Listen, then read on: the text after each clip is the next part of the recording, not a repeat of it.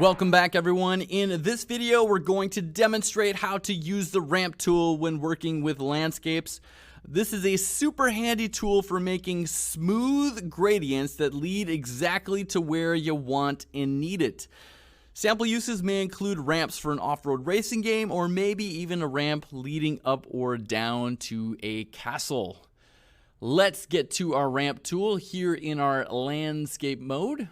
Sculpt tool. In our list of tools over on the left hand side, let's left click and choose the one right below flatten. There is our ramp tool. Now I'm picking right back where we left off in the last video with our flatten tool, where we created this flattened surface and put a box up on it. Let's create a ramp that leads all the way up there, shall we? So this is pretty simple to do. All you need to do in your viewport is left click and drag to create 2 points. That is your ramp preview right here. And you can move these points up and down and side to side like so. And I should probably use my orthographic views here, but I'm not gonna obsess about being too perfect here. Something like that. Okay. And let me select my point over here. Maybe move that in a little bit closer. And again, this is just my ramp preview. I have not actually made the ramp yet. Over in the details panel, I've got some tool settings. Ramp width. That's going to determine the overall width of the ramp. And that's determined by these outer dotted lines right here, not the inner lines. So let me set this to something like 5,000. And now the side fall off is going to determine if I've got a sharp edge ramp or a narrow ramp. This is a percentage, 0.4. So if I set this to 1.0, I would essentially have a smooth ramp here. Whereas if I set this to 0, I'm essentially going to have, whoops, Control Z right there. What did I do? Let me set that right back. There we go.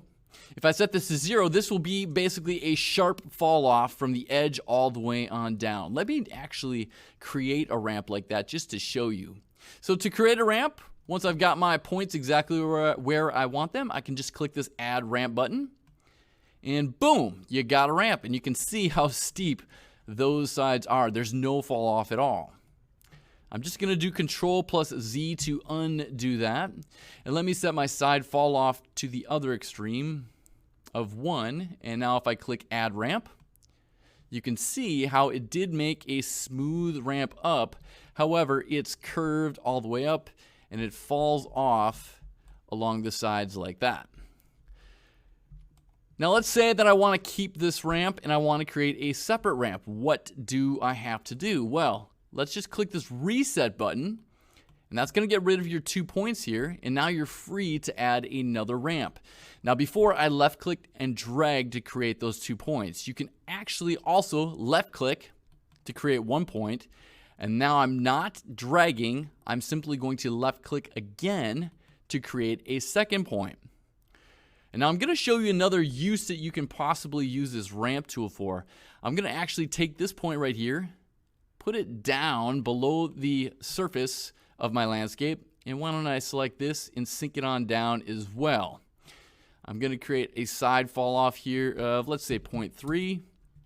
Ramp width of 5,000 is fine. Let's add a ramp. Boom, I've got myself a little trench. So you don't have to use the ramp tool just to make ramps. You can use it to make trenches as well. Get clever with it. Now, you may have noticed that these are simply straight lines. If you want to create more intricate ramps, curved ramps, ramps that go around the bend, that would be something called the spline tool that can do that. We will explore that more later on in the course. But the ramp tool is really useful for making these straight, smooth line gradients from point A to point B. Guys, that'll do it all for this video. We will see you in the next one.